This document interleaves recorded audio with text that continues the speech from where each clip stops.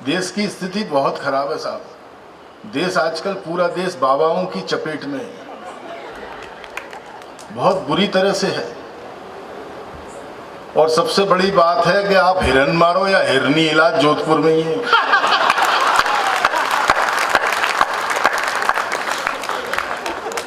तालियां कम रही हिसाब से।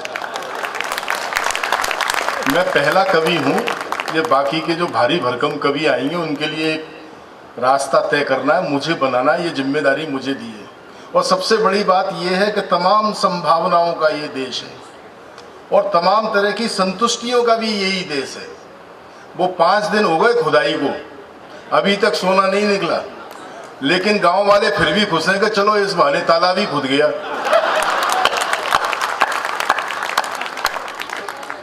मैंने तो आदरणीय मनमोहन सिंह जी से कहा था, मैंने कहा साहब एक बात बताओ, अगर ये सोना नहीं मिला तो? बड़ा दूरदृष्टिपूर्ण जवाब दिया। बोले सोना नहीं मिला तो बाबा का, मिल गया तो राहुल बाबा का।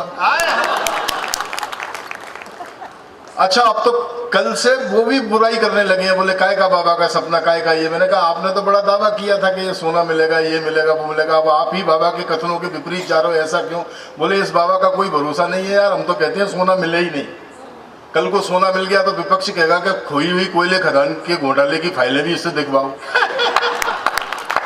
तो ये पूरा का पूरा परिदृश्य है वो बाबा की चपेट में है। आप लोग अगर सही मानसिकता में आ गए हो तो जरा थोड़ा सा मेरे सम्मान में भी जोरदार तालियां वालियां बजा दें। मैं शुरू, मैं पहला कवि हूँ। मनमोहन सिंह जी के बारे में इतनी सारी बातें की करना नहीं चाहिए साहब, ये पत्रिका का कार्यक्रम है, सब पढ़े लिखे लोग हैं। मैं एक टिप्पणी करना चाहता हूँ इस मंच पर, और ठीक कर दी हो तो जरा शुरू करके बताना ये कार्यक्रम शुरू हुआ है। आज़ादी के बाद हमारे प्रधानमंत्री जी देश के पहले ऐसे कामयाब प्रधानमंत्री हैं जिन्होंने 10 साल बिना कामयाबी के निकाल दिए।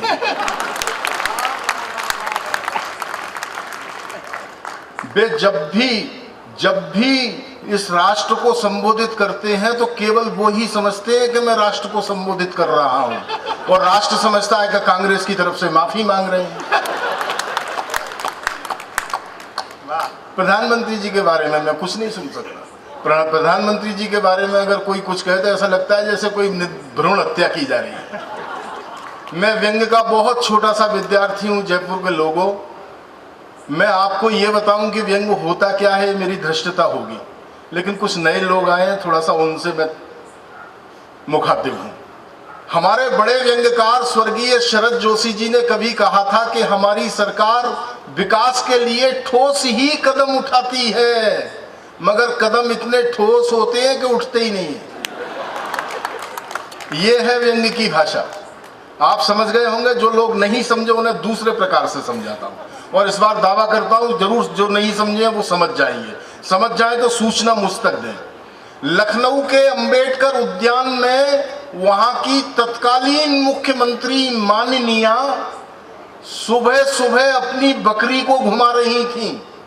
सामने से आ गए लालू प्रसाद यादव, बोले कहां घुमा रही हो ये भैंस को?